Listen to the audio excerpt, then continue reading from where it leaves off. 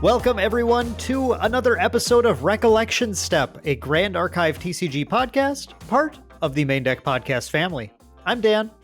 And I'm Taylor. Dan, how were your holidays this year? We just wrapped up Christmas here this week. They were been pretty chill. Just been hanging out at home quite a bit. In fact, today I'm dressed very casual. You can see it's because I've had the whole week off work. Yeah, I've been preparing a Mr. Rogers joke all week, and I have to wait now. Yeah, sorry, I screwed you over on that one.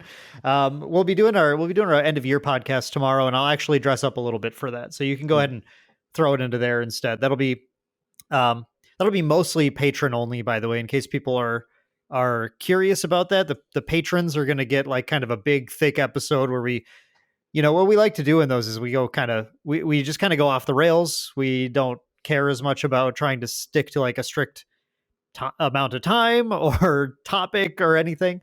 So we're going to do a lot of that, but then also a section of it is going to end up on YouTube. Our end of year awards is a new thing I wanted to try this year. So that'll be kind of fun. But so you guys, if you're not a patron, you'll still get to see whatever I'm wearing tomorrow, but I'm going to make sure it's fairly nice looking. So save your joke for that. All right, we'll do. Okay, awesome. And also I wanted to say, I am drinking not water today even. Wow. I'm drinking a beautiful Sprecker's root beer, which this is made in Wisconsin. It's wonderful stuff. Dan is really getting wild. I know. Strap in, listeners. Taylor, what were we going to chat about again today? You're in charge of this whole show, right? Yeah. So this week, this episode, I wanted to talk more about just kind of like archetypes in general in Grand Archive. So Grand Archive is a game that has definitely like captured my attention, and a lot of that is due to how a lot of the systems in it, to me at least, feel very novel compared to other games I've played. Especially like the resource system and kind of how you get value out of cards and what you need to expect getting out of cards in order to advance your game state. So for instance, like in Magic the Gathering or other systems like that, where they have kind of like a land or a mana resource where you get, one per turn more or less, you kind of get this game progression where each turn you're playing a resource, and then at some point you just don't need to play those resources anymore. And that kind of influences what kind of deck you're playing. If you want to stop committing those resources earlier, you usually have an aggressive deck and you're just throwing cards at the opponent. Or if you want to continue to generate resources, maybe you're playing like a really control-y deck that just wants to control the game and control the board until your opponent can't do anything anymore, and then you can finish the game. But in Grand Archive, it's very different. You don't really have that kind of building resource system over the course of the game. So it kind of changes how your aggro decks and your mid-range decks and your control decks play. And so I just wanted to explore those ideas a little bit this week as we, just kind of see how they translate in Grand Archive, maybe compared to other games we've played, maybe not, but and how we can use those to help build our decks and make sure we're focused on the correct game plan.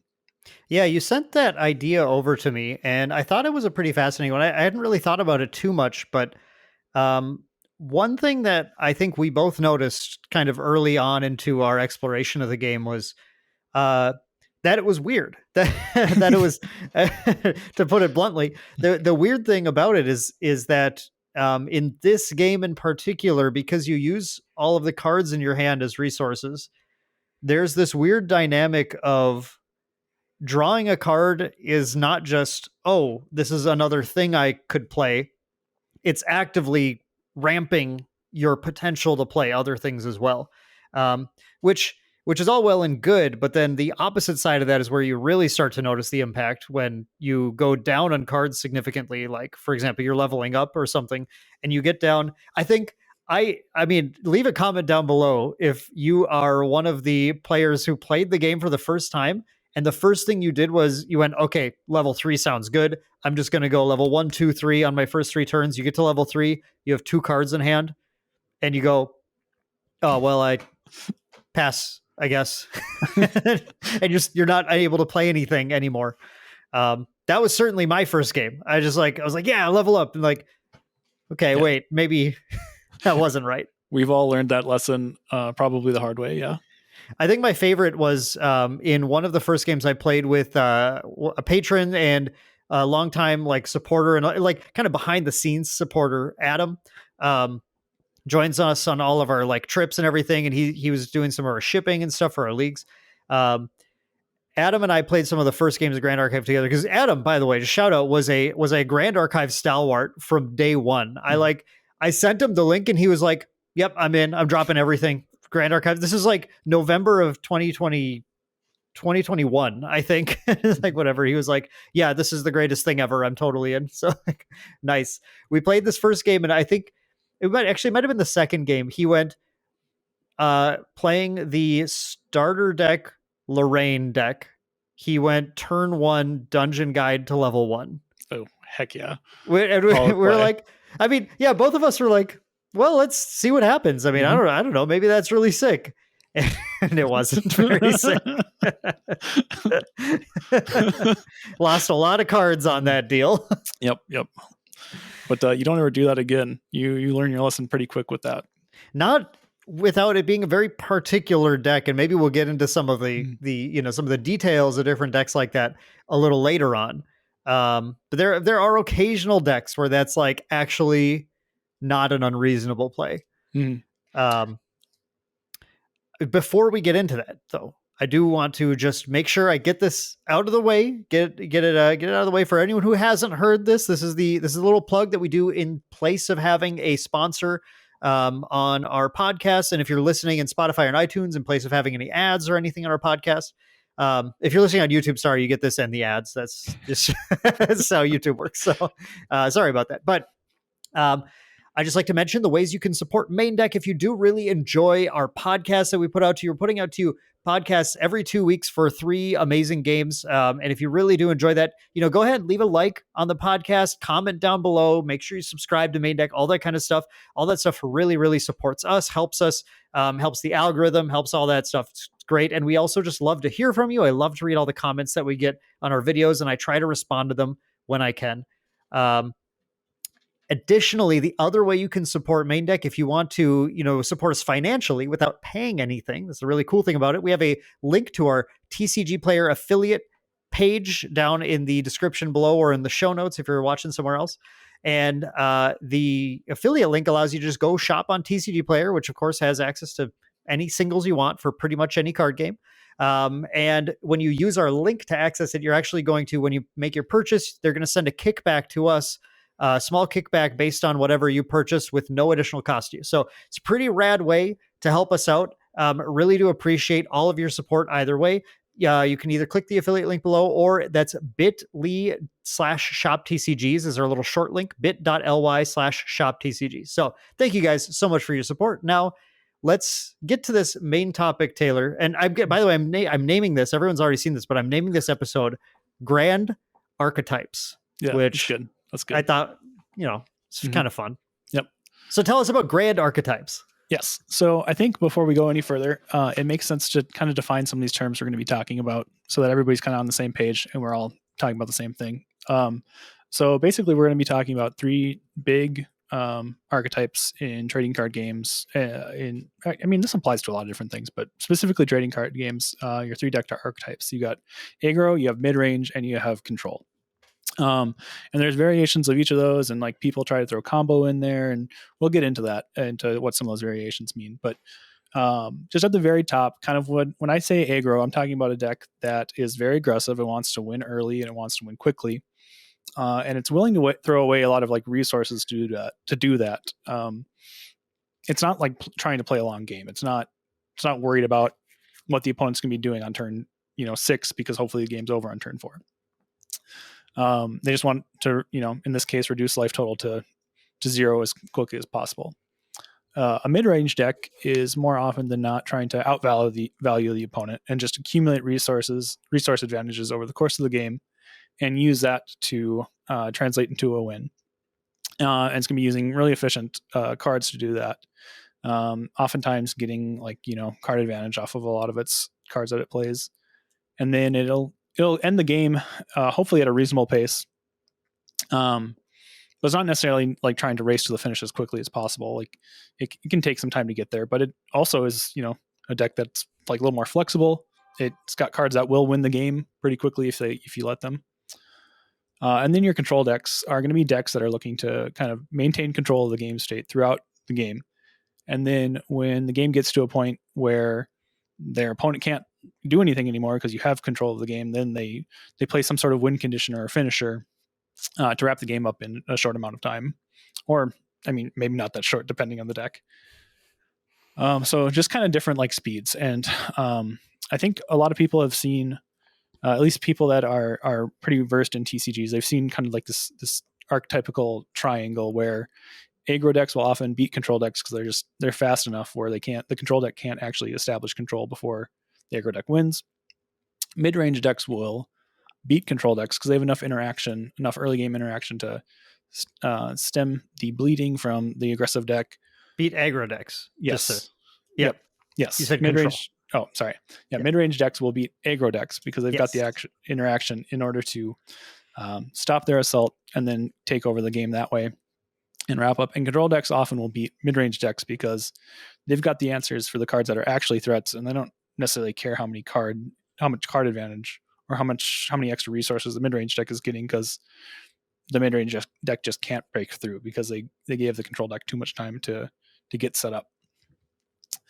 So those are kind of like the main three, and the triangle, how that works.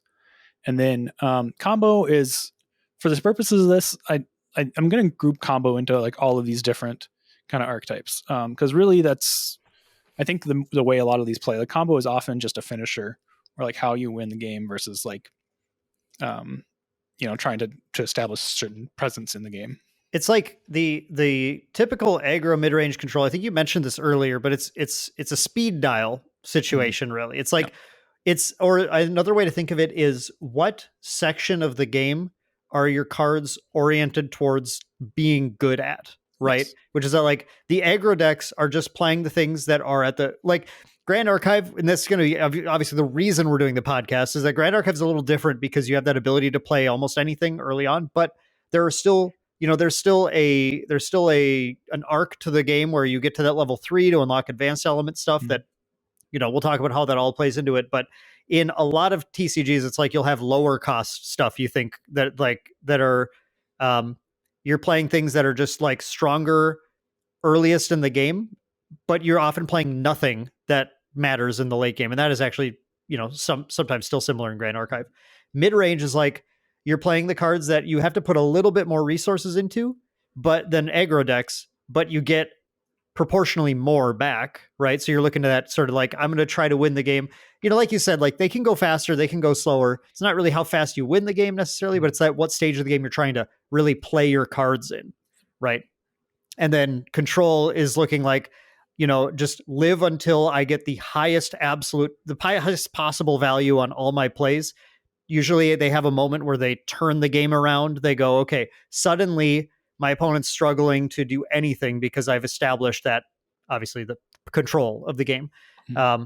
And combo's so weird because it's like, I think a lot of people, like you said, do try to put it in to one of those, like taking the place of one of those categories, added a fourth category, but it's not really about, combo's never really about when you play those specific cards, like what stage of the game. It depends on the combo. Like some combos you can play with, they're very low cost things. You could, turn 2, here's my combo, like, right. Mm-hmm. And then other ones, it's like in any TCG, it's like, I have to be really late into the game to get all this set up. And then I do this. So it's a different thing. And it could just be a part, I think, of any of those, though less likely, I would say, in aggro. Usually the aggro combo is like, these two combine to deal damage to you. These two creatures hurt you. Yeah. That's my combo. Yes. Yeah. Let's just do a quick combo aside, and then we can kind of put combo off and not worry about it for the rest of the episode. But here, I like when Reckless Conversion was still legal, those Rai combo decks, I considered a very aggressive combo deck. They were just kind of throwing resources into leveling to 3 as quickly as possible. And then they got to level 3 and then they just won. They didn't really care what their opponent was doing. They didn't care how their opponent was interacting with them. They were just, as soon as they got to level 3, they could play a bunch of arcane dispositions, play a Reckless Conversion and then just throw 4 Arcane Blasts and some Fireballs or something at their opponent for a bunch of damage, and happens Yeah. turn 4 or so.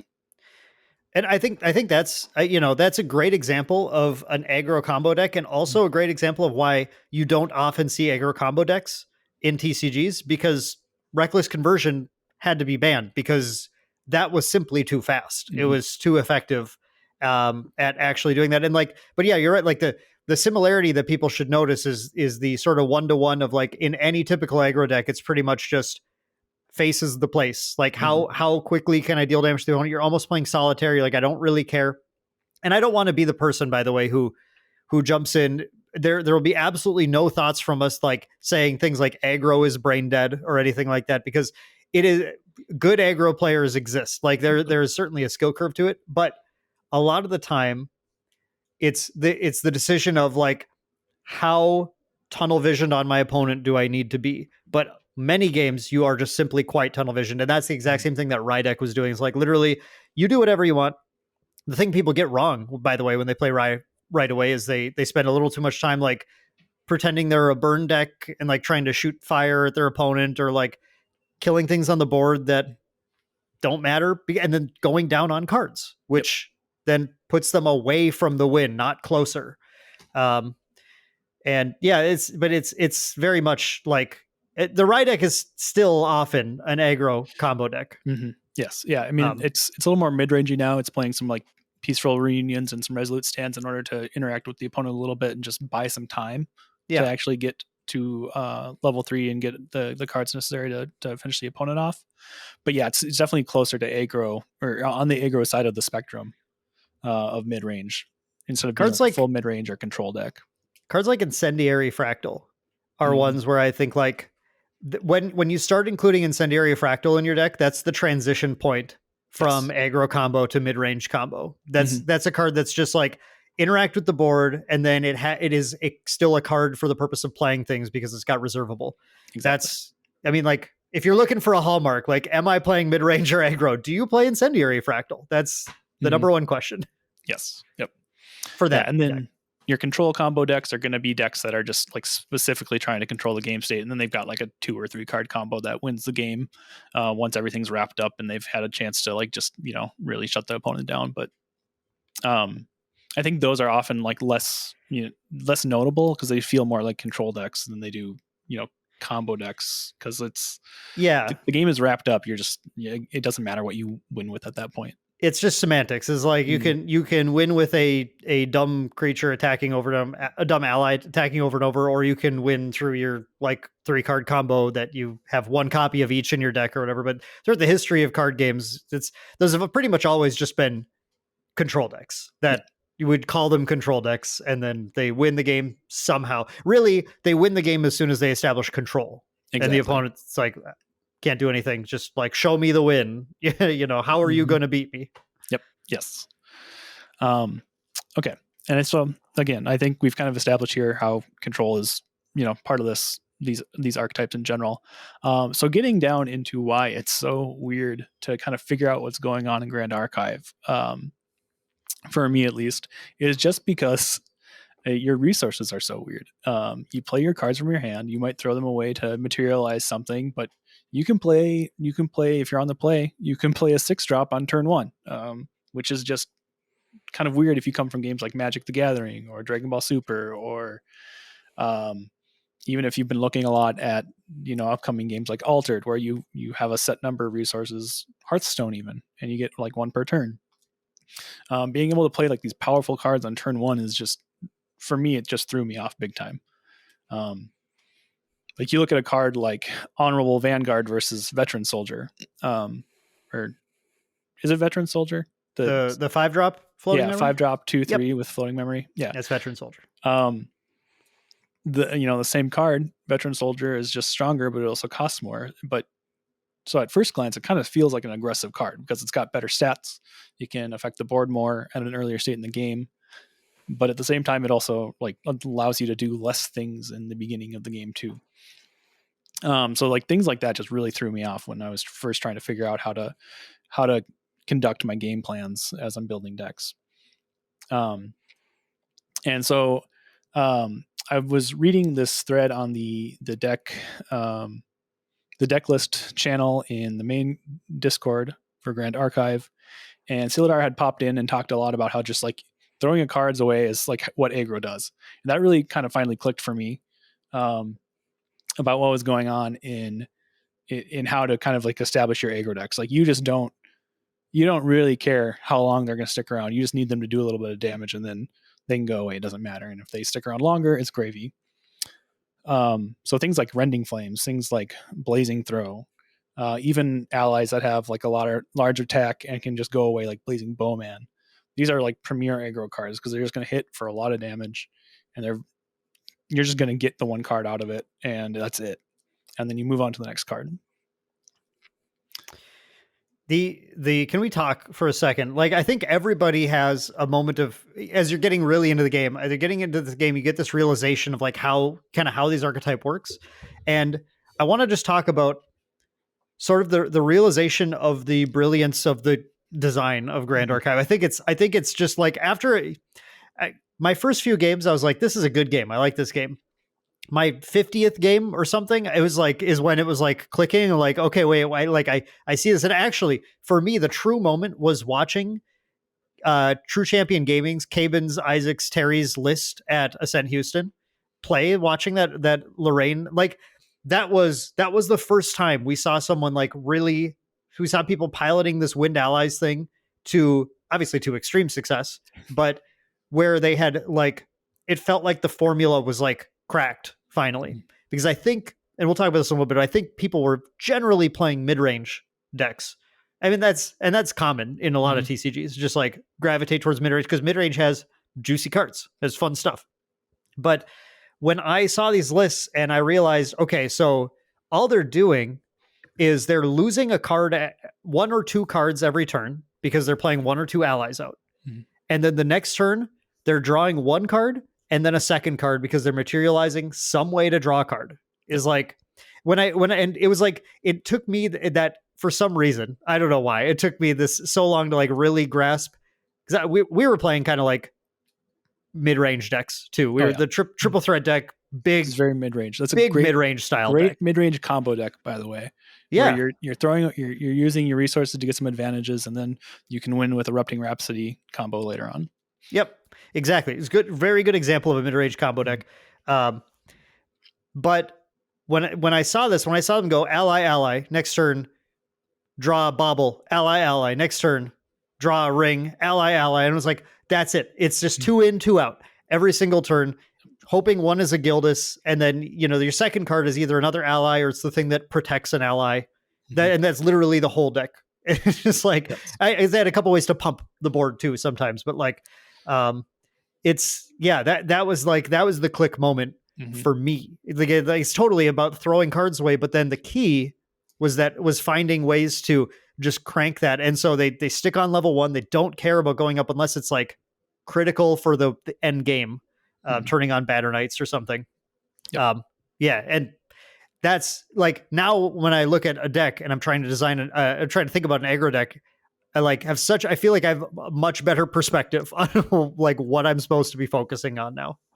Yeah, I'm focusing on like how much damage is this going to get me versus like how do I get the value out of this hitting the card or hitting the board and potentially being wiped by another hasty ally next turn, because that's another thing too. Since all the allies can come in and just attack right away, they can get you a value right away, which is great for being aggressive, but it makes it more difficult to kind of like take advantage of that from a more mid-range or control game plan, because you have to have ways to protect them then, right? Because otherwise you're just kind of throwing the card away, right? And I think the other thing, I think that's like, how much damage are my things doing? And it's also, how am I not losing card advantage while keeping that tempo up?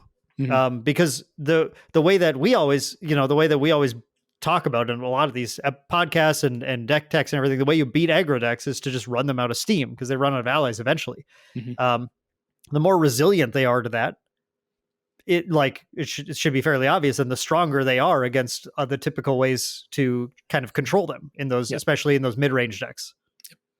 Yeah, because that's the thing too. Like all these these really, really aggressive decks that are just throwing their cards at the board and getting damage, they only have two materializations of extra free cards, right? You've got a Grand Crusader's Ring and you've got an Element Bauble, and then you've got to get a little bit more creative with how you're getting card advantage and turning that into allies from your material deck. Because I think that's pretty key, is like turning your material deck into more allies quickly. Mm-hmm. And so, where was I going with that? It's just like if you can kind of stall those aggressive decks out for like the 2 or 3 turns that they've got their material deck going, then you're in really good shape, because now all of a sudden they're drawing essentially 1 card a turn, because their material deck cards after that are not going to be as useful. Like those cards are where they're kind of trying to find some more of the niche situations to get some sort of advantage that way, and either push through more damage or recover some, from something, right? Stop some sort of prevention.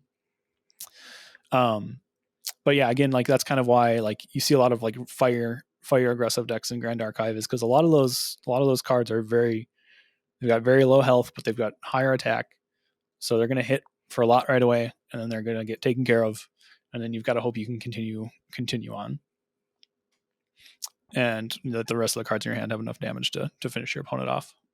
We also, we're seeing now wind and water aggro decks that are quite effective too. Water thanks to Scepter of Lumina, which, just like as your game plan, you were noting your game plan of just find the way to turn your cards into damage. Mm-hmm.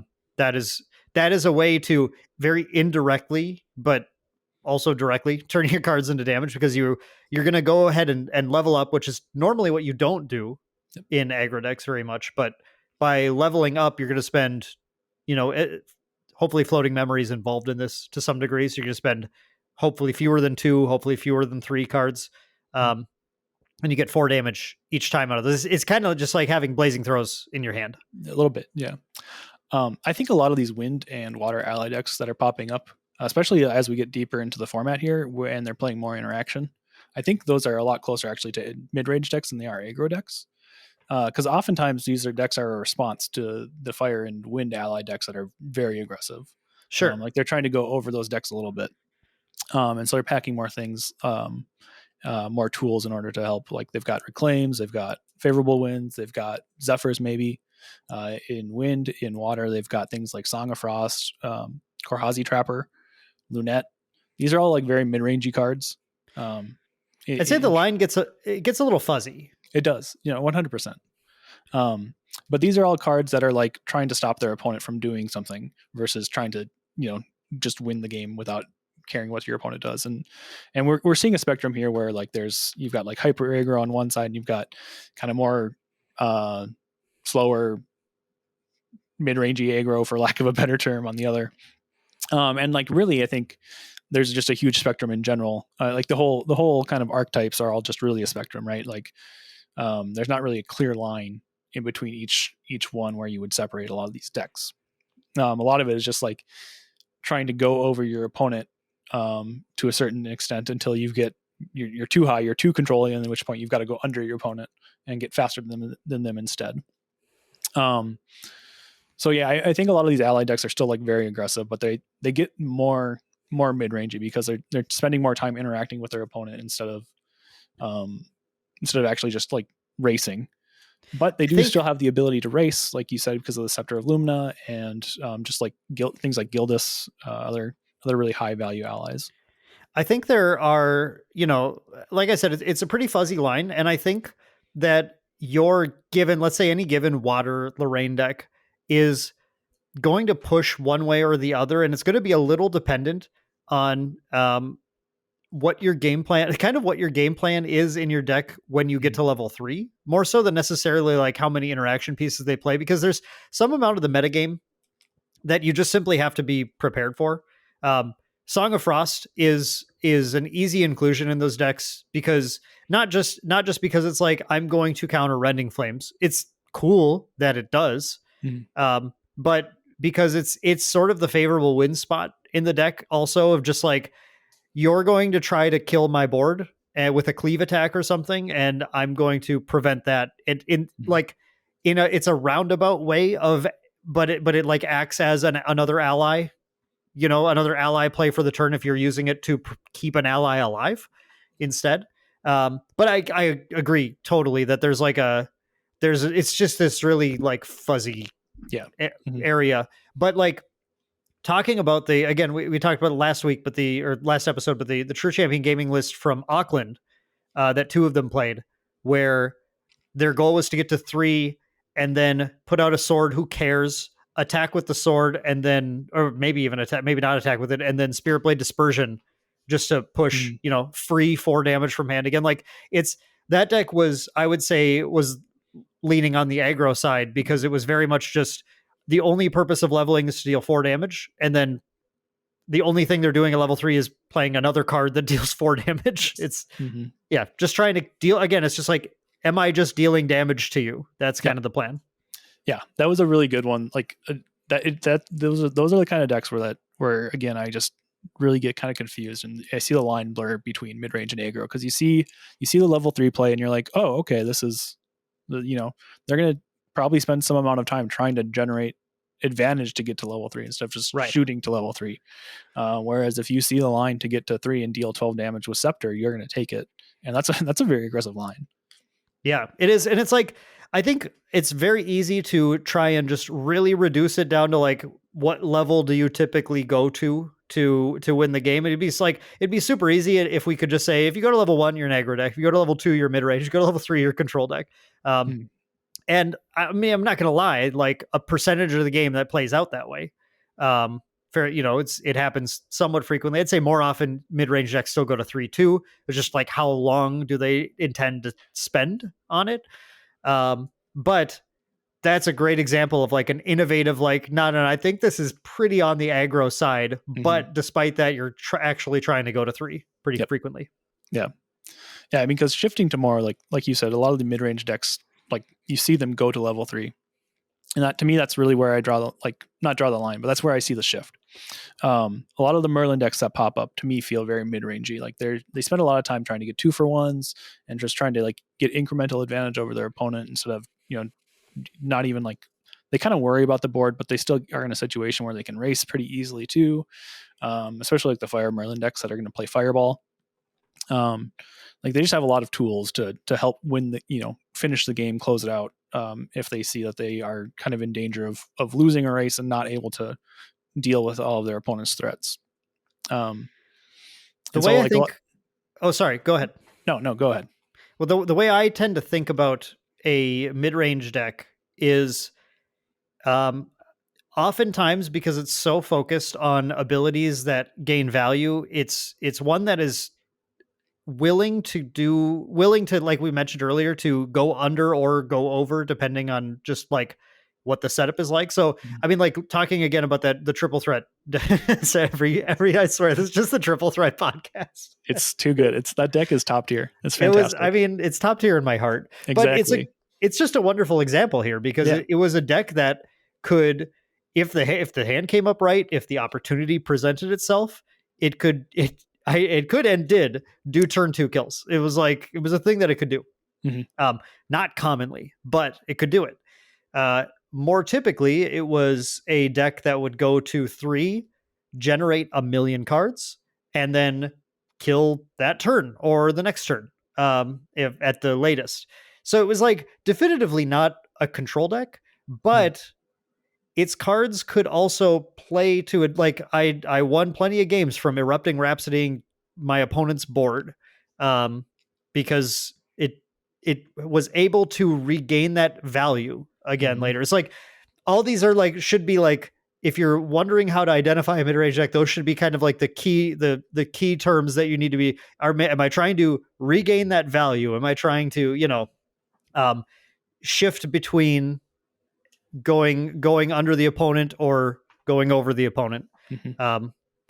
So that's kind of what I tend to look for in a deck. And like Merlin, for example, level 3 Merlin, like you read that card and that card reads as either mid-range or control, because the mid-range component is I draw cards. She draws some extra cards, which gives you the gas you need to finish the game.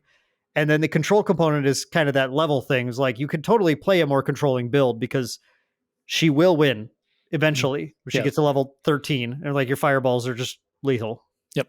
Yeah, you see a lot of those like kind of inevitability mechanics in control decks where like they've got, if the game goes long enough, they will just end it. Like you can't stop 4 fireballs for 23. Like Yeah, that just doesn't happen. Yep. But again, like that's kind of why I say like it's all very much like a spectrum. Like where the spectrum is from aggro to control, and the mid range is some part of the middle there, hence the mid range, right? So like that's again why you see a lot of these mid range decks that kind of look control-y or look aggro-y, or maybe look both depending on what they're playing against. Because really, like just even like the Merlin plays, right? Even when we talk about Ember Song into Erupting Rhapsody, or even just a cleave that gets rid of the board, like you're trading, in the case of Ember Song, Erupting Rhapsody, 2 cards for however many allies your opponent has, right? And if that's more than 2, you've generated that incremental advantage that the mid-range deck is trying to get. Same thing with like a cleave. If you can pay 1 floating memory and 1 card from your own memory to get to Lorraine level 2, get the bonus, and then Flame Sweep or Hurricane Sweep or whatever, again, that's 2 cards you've lost. But but you're going to draw a bunch of cards. Yeah, highlighting how obscene Lorraine level 2 can be. Exactly. But you've spent 2 cards to remove some number of allies from the board and then draw 3 more cards. Yeah, we'll say 3, which is just actually an obscene amount, right? Because now that's like what, that's a +6. It's a +6 -2, so it's a net gain of 4 cards. Yeah, that turn. Like you can hard level to Lorraine 2 as long as you can still sweep. Mm-hmm. You're like you're still up 2 cards exactly on that turn. Yes, which is I mean, and so nuts. Yes, and so while you're controlling the board, it's like again you're just kind of looking at that incremental advantage you're gaining over your opponent. In the case of these Lorraine sweeps, it's far more than incremental, that's backbreaking. But again, just kind of reinforcing that how you're trying to transform your cards into more cards versus transforming your cards into damage. And so we spent a lot of time talking about like aggro and mid-range in Grand Archive, and I think that's just because that's the most like experience we all have in the game so far. Like we haven't really seen a whole lot of hard control decks yet, because I'm not exactly sure really what they look like. I think the best examples we have so far are like the Xander level 3s that play into Luxem, because those get to a point where they just don't care what the opponent is doing anymore. Like the board is locked down. Like it doesn't matter how many allies you can play if they're just going to Luxem site, recover 6, and Lightweaver Assault kill some number of allies. Like it's so hard to push through that. Yeah, I think Xander level 3 has been the most obvious control deck that's available. And I'll offer a little bit of, because you guys are here to hear something interesting, I guess. So let's try and include something like that. Here's my like speculation as to why we haven't seen a lot of that yet. And I think it has to do with, as you alluded to early, Taylor, the sort of exploratory nature of the game's like allies and card system. Not that the devs don't know what they're doing, but it's in every single TCG. The first few sets are really the devs kind of figuring out what the boundaries for things look like and what's good and what's bad. And like they've certainly, and I can say from experience in testing other TCGs, you can test as much as you want in your internal groups and have the perfect game in your internal groups. And then it goes out to the players, and then they play completely different decks. And sometimes those decks are way better than anything you ever thought of, because there's just more people doing it, more people testing, more ideas being thrown at the wall. And you, over the first few sets, you just kind of figure out how the game works. And like, and not that it was a big game, but when we did Metacross, I always point to it when it's back here. It was a real game that really happened. I swear. The first 2 sets were pretty bad, honestly. Justice League was the first set, and it had some cards that were obscenely powerful, became the key cards in totally degenerate combos later on. And a bunch of stuff that was just bad, and yeah, like whatever. Green Lantern was too reined in. It was one of those like, okay, like can't print stuff like that, so let's like really like trait lock everything, and had some cool stuff, but not that playable. By the time we got to set 3 and 4, Attack on Titan was actually pretty good.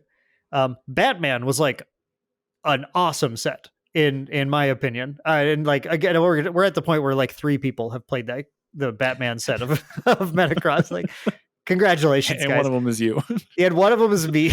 but it was an extremely good set. Actually, we just figured things out. So keep that in mind. Grand Archive's hitting their set 3 stride here. I actually expect set 4 to be insane. But back to the point, I think it's that control requires you to have answers to threats that are correctly, efficiently costed and playable at the right stages of the game. And right now, like there is no, like, to use a Magic reference, there's no Doomblade like real equivalent in the game. There's none of that. No, like just efficient, like I'm going to use this to control the board because of the way Grand Archive works, playing cards, anything from your hand. It's like, I feel like it's hard to cost appropriately, or it's hard to, another thing is like with the champions we have in the game. We didn't talk about this too much. I don't want it to be too locked into people's head that like, if you go to level 3, you're playing mid-range control or whatever, because I think the champion abilities themselves are really, really, really relevant. And we've already had 2 examples of level 3 champions that we consider very aggressive in Rai, and that level 3 Lorraine, especially when she's in water and shooting for 12 damage over the course of that. Yeah, so. Exactly. And we're about to get Cleric, Guardian, and Ranger added to the mix, who are going to fall into some different archetypes. I wouldn't dare like guess exactly where they're going to land right now. I see a lot of weird aggressive Cleric cards. I see like a super combo-y Ranger kill, and I also see a super grindy Ranger kill. Like I don't know where it's going. But I think ultimately when we really start to see these control decks come into fruition is when they are going to have figured out the Weaves the Shore is going to have figured out how they want to cost or like class lock or whatever sort of stipulations they want to put on things. They're removal cards that are like really effective without being really oppressive. That's because like that's the fine line. If they just printed a Doomblade, it costs 2 reserve and it destroys target ally. I don't know. I don't know how good that is. I mean, we have that in Luxem in Excalibur Cleansing Light. In Luxem, which is the key, right? Again, it's like, how do they class lock, element lock, whatever. This is like, yeah, you can't play that. It's a great card, but you can't play it until you're Xander level 3. And Xander's issue is that he dies before he gets to level 3 against these aggro decks. So once they kind of figure that out, it's such a fine line, because control decks get oppressive when the aggro decks can't get under them. Exactly. But they get unplayable when they can't beat the mid-range decks. Yes. Yep. Well, that's the thing too, is like the control decks, like while mid-range decks are trying to generate advantages from all their cards, control decks, like they want efficient cards, so they don't necessarily need to generate an advantage with every single card. Because they're going to get to a game state where it doesn't matter how many cards you have, you just can't do anything against the control deck. So like it requires, like you said, knowing kind of what your threats are so that you can answer them appropriately and efficiently. And right now, I think the metagame is like, while it's very mid-rangey at the moment and a little aggressive, it's also just like still like there's a lot of varied threats, and they all require very different answers. And it's tough to kind of interchange those answers in a way that is going to like help you get control of the board in an effective way. Like there's cards that are really good against the fire allies that are really easy to take care of. They're going to deal some damage, and then you just get rid of them. But then you have to worry about Rending Flames, which is going to hit you for 1 billion, which requires other different answers. You've just got kind of ally swarm decks in general, like the wind and water ones that you can kind of try and control the board at some point. But again, like you've got allies that just get haste every single turn. Like they just come down and swing. So you've got to have some sort of advantage or some sort of answer there. You've got Rai decks that kill you with a bunch of spells that require like just don't interact with combat at all. So there's just a lot of different things that control decks need to account for right now, and it just makes finding that right mix really difficult. And I think, like, again, the key is that when the deck has the answers to everything is when we start to lean towards a format that gets pretty, honestly, pretty unfun, pretty oppressive. And I think it's healthy when the control deck can't answer quite everything. And I like, by the way, if you like Grand Archive, I don't know for sure yet, but I think when we get set 3 and if these champions are all pretty effective to play, we get that Xander level 2, maybe making Assassin a little more playable. We pray that Tamer can do something. When we get to that stage where we've sort of maybe it'll take set 4 to like really lock things in or whatever, but it's going to be a game where it'll, it's predicting exactly what you're going to go up against and having the answer for it is, especially with an 8-card sideboard, is going to be a Herculean task. At the best, impossible, more likely being the case. And so like going in with a control deck and thinking, okay, I'm going to have the answer to this. I'm good. I've got everything. I'm locked in for the meta. I think that would actually be the sign of, well, number one, that'd probably be a different game. And also in that game, it would be a sign of an unhealthy metagame. There should be likely some decks where you go, against Rai, I'm going to pray. Like I'm just gonna, which is historically my strategy as well. Yes. It sometimes works. No. Yeah, I think it's really healthy that you've got like different avenues of attack against these control decks, because it stops them from being really too oppressive. But I think that's why like really we've only seen Luxem really have success as a control deck. Is because when you can't answer everything, having some sort of inevitability helps. Because then when your opponent stumbles, you can take advantage of that and you'll end the game then at some point. Like you don't just give them forever to kill you. You're gonna end the game at some point and finish them off. So like you alluding to set 3, like we've seen the obelisks that the starter deck Tonerus generates now or summons.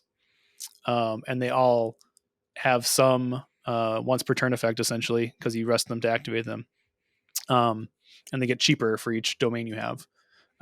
So like that allows some amount of ability. You're getting that advantage every single turn, and that game is going to end at some point because your opponent's just going to run out of resources.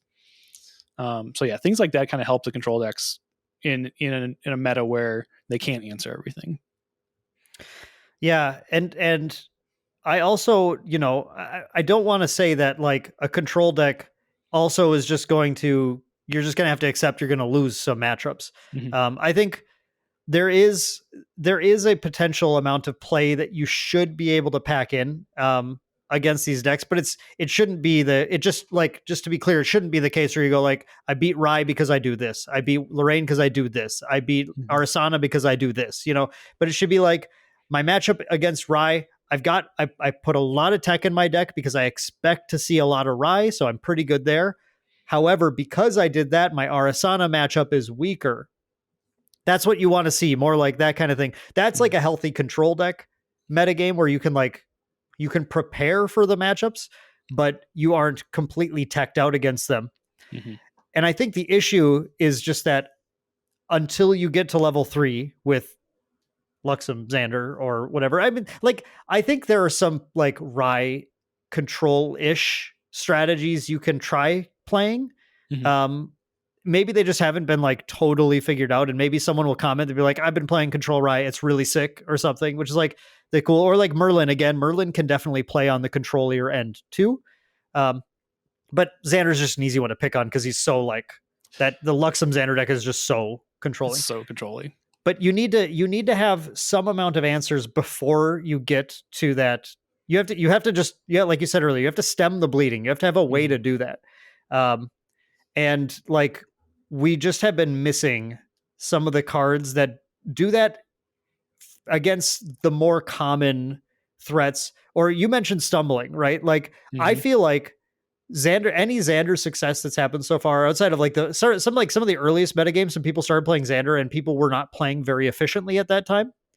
So let's count them as stumbling the whole game compared to where the game has evolved to now. Mm-hmm. And myself included, by the way. It's not like you idiots So- had no idea what you were. I had no. I You still guys have should've no seen idea how what we I'm were doing. playing in the first couple months after release. There was some It was- plays for sure. Yeah, for sure.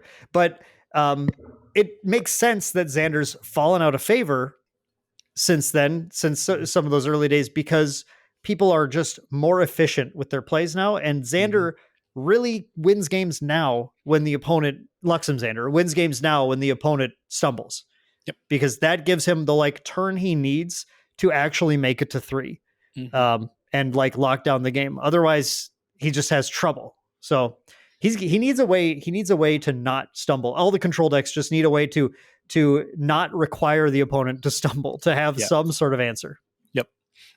Because I mean, when we wrap it back around to aggro now, like that's one of the inherent advantages of playing aggro is they take advantage of those stumbles extremely well. While the control decks kind of bank on their opponent stumbling a little bit just in order to play the game. Aggro decks see their opponent stumble and they win the game. There's just a lot of there's an inherent advantage to being the aggressor and striking first and trying to beat your opponent before they can do anything about it.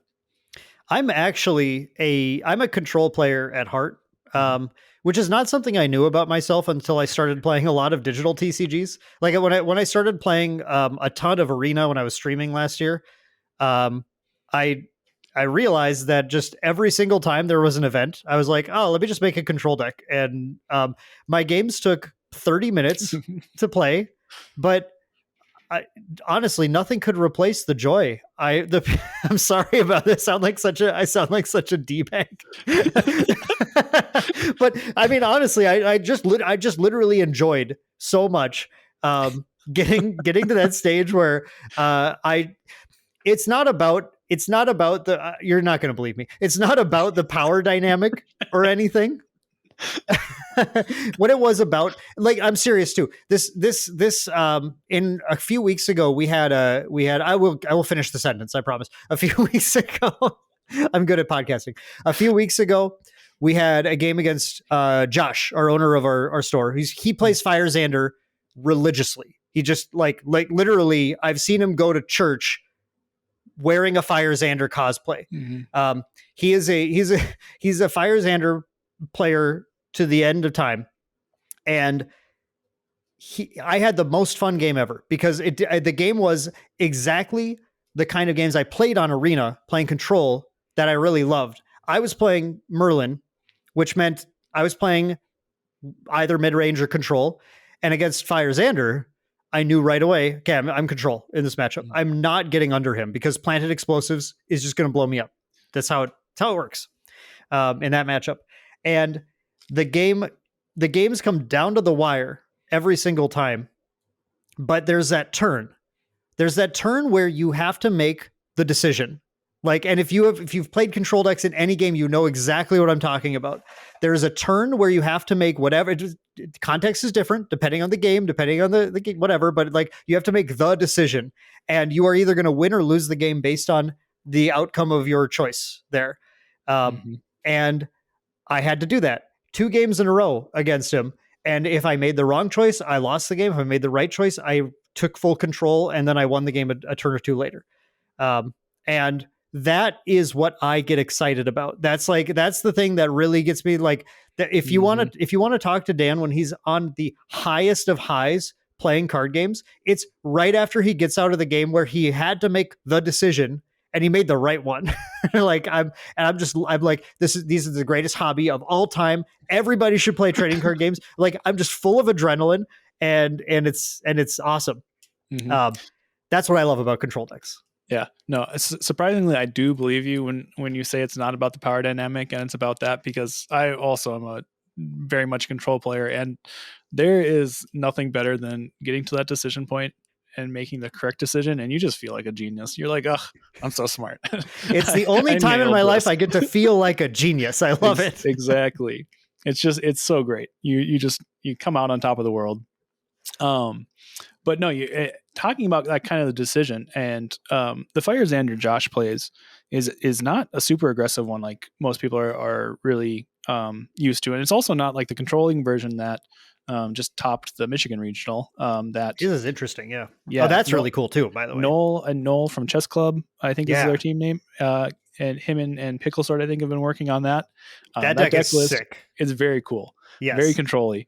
But yeah, Josh's list is not doing any of those things. He's very much mid-rangey.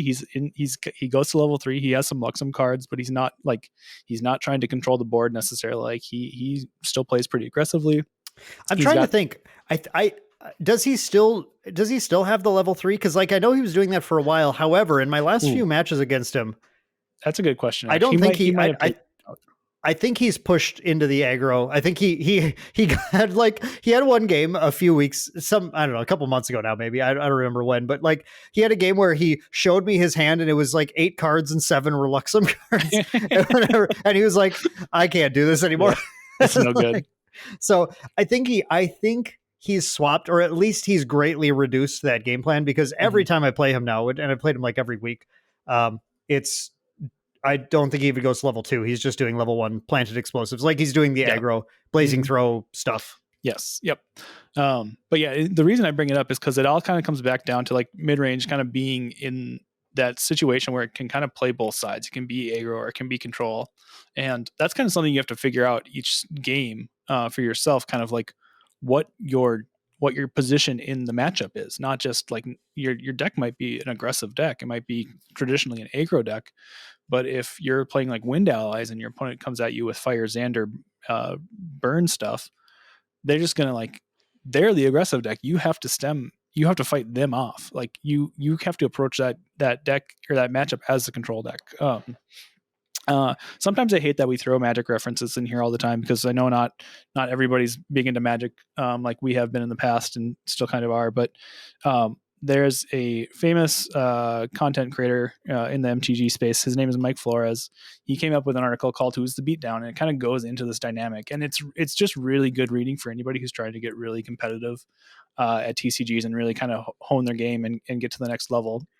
I will, if I can find it, I'll link it in the description below. That was I read that a long time ago, and it was a life-changing article for sure. Yeah, and it just goes into how every single matchup, you've got to figure out what side of that dynamic you're on. Are you on the aggro side of the spectrum, or are you on the control side of the spectrum? Because if you're Wind Allies and you're up against Fire Xander, you're not going to outrace them. You're even if you've got like perfect Gildas hands, you're doing a few damage a turn. You're probably maxing out at 7 damage a turn, that's good. That's a lot of damage actually. But Fire Aggro is just going to come at you with a lot more than that, and then they're going to top it off with a Rending Flames for 12 plus. Yeah. Like every time I think I'm safe, I've learned now, but for a while, every time I was like, he has to do 14 damage to kill me. It was like, actually, that's really easy to do for that deck. I've learned it's not hard at all. Yeah. But it's like, I think it's really easy to do the thing that I have to actively stop myself from doing, which is I like to sit there and I like to think, you know what? He could do 14 damage, but he probably won't. I'm a big probably won'ter. And if you also are a big probably won'ter, when you're trying to do that matchup math, you sit down and you go, okay, I'm playing Wind Allies, he's playing Fire Xander. He can go faster than me, but he probably won't. That's where you that's where you do that. And you have to learn to stop doing that. That is a really key thing to do to start getting better at TCGs in general. And again, I'm saying this not as someone who is really good at TCGs, but from someone who's actively struggling to push away the probably won'ter in me, and say, okay, but that usually he does do that. So I probably should play the control in this matchup and try and stop him from doing 14 damage to me. It's a really, really important decision that once you start making the decision correctly, it'll totally change your win rates in general against various decks. Once you get good at actively figuring out which side, are you the beatdown or are you the control in each matchup? Yeah.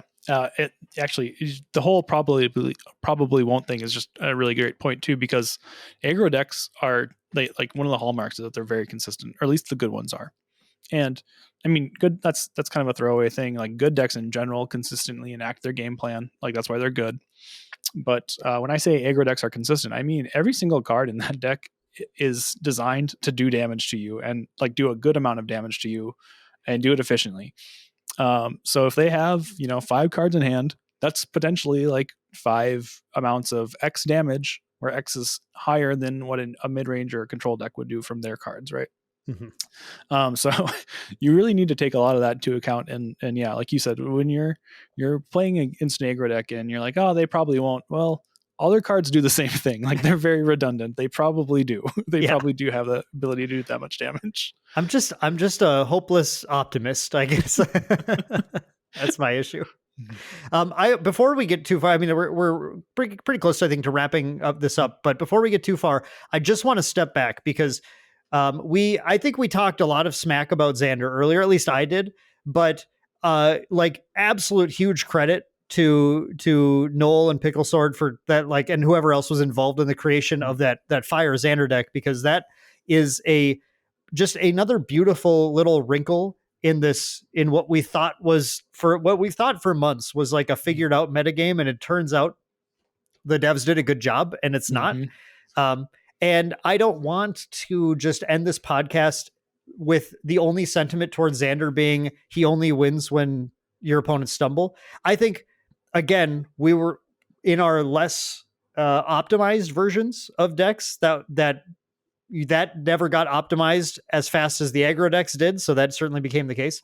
I haven't gotten a chance to personally play that Fire Assassin deck yet, but I did call dibs on it in our group chat to play to the next one, because it looks really cool. Fire is really good at keeping its card momentum up, which is one of the issues that Xander has in trying to play control. So I'm really excited to play that out, but it's well, this might be kind of shocking to you. I don't know if you looked at this, but there's only 8 fire cards in there.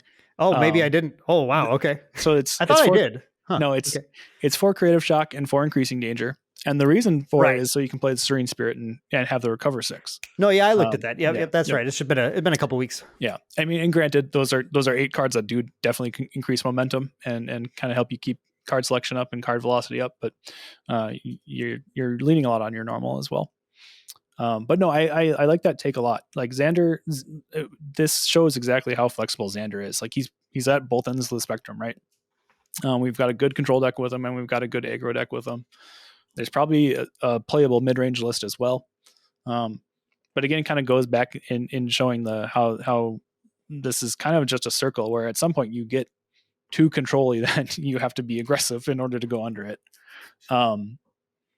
The thing that was really interesting to me about that list, though, was that it was fire and not water. Because kind of to wrap up, like, we've got 3 different basic elements in Grand Archive, and they kind of all associate with an archetype for the most part. Your fire cards are very aggressive. They do a lot of damage, and they push the game forward quickly. Your wind cards are very mid-rangey. They're a little slower, but a lot of them generate advantage by themselves. They either like save your allies and give you floating memory, or they interrupt your opponent's stuff somewhat. But they're all kind of generating some sort of incremental. They're a +1 every once in a while, or more often than not, I should say. And your water cards are very controlling. They've got a lot of things that are happening. Like, you've got Revitalizing Cleanse. It doesn't care what your opponent's doing. It's just going to recover you some life and draw you and replace itself. You've got a little bit of like Disruption and Chilling Touch and stuff. Again, kind of helping you stop your opponent from doing anything even. Mind Freeze is the same thing. So you can kind of see these, how these basic elements are structured and how they kind of want to, like, push you into a certain direction if you're building your deck with one of them, which was why it was surprising to see the control-y Luxem Xander list with fire. In this case, it works out really well because you're not really leaning on fire as much. You're kind of just using it to help you get to level 3 for the most part and keep your hand size up. And why like Water Xander when in like DOA was kind of like the control-y deck. That was the one going to level 3 and doing like some shenanigans. But yeah, like they've set the developers, Weebs, have set up the basic elements really well to kind of help you figure out what direction your deck should go, or what your game plan should be based on what element you're using. But despite that, in this episode alone, we've talked about a fire control deck, a water aggro deck, wind aggro deck. We didn't talk at all about Wind Merlin control, but that was like what Limelight and crew were playing at Ascent Houston. I mean, it's really the takeaway of this is that what a game. Like honestly, it's been so fun, so cool with just these two sets to watch the metagame evolve, to watch all these playable decks. It would have been even cooler if Tamer was better and if Xander was a little bit better. Xander's he's just been so close. He's just been so close. He's had a few little moments in the spotlight, and had a few playable aggro decks and everything, but like Tamer's just never quite been there outside of a few like kind of like early meta surprise, factor decks or whatever. But like, it's remarkable, honestly, that like we have the 3 elements, and despite just having 3 elements and 4 champions, it's still a never-ending cycle of interesting archetypes where every element has certain decks that you've certainly seen a lot more powerful fire aggro decks than some of the other aggro decks. Just more of them in general, because it, like you said, it's more slanted towards that, but it's totally playable to play mid-range and control fire decks as well. And the same thing applies to Wind Rai. I kind of wanted to throw that one in because that was such a cool deck that was Gaz, right? Gaz was playing that, I think. We called him in the last podcast. We called him Gaetano over and over and over again, which is his real name, I learned. That's been pronounced fun. it correctly as well. So that was great. Shout out to us, but big slops to us for not realizing that was Gaz. Yes, big time. But but like there's so much innovation that's been possible, which is why, and I don't know if you're playing a drinking game or something, you drink a root beer when you hear me say this again, but I'm so excited for set 3 and the nonsense that we're about to embark upon in this metagame of 7 champions and even more playable strategies. It'd be crazy. Yes. Yeah. There's so many different ways to kind of express yourself through deck building in this game. The system is very flexible, and you've got a lot of power to kind of just do what you want to do and do it well. And yeah, you're right. That's an excellent optimistic sentiment to end on. So I think let's wrap it up here. That's been the Recollection Step. Thank you all for listening. We'll be back in 2 weeks with another episode with another exciting topic. Bye, everyone.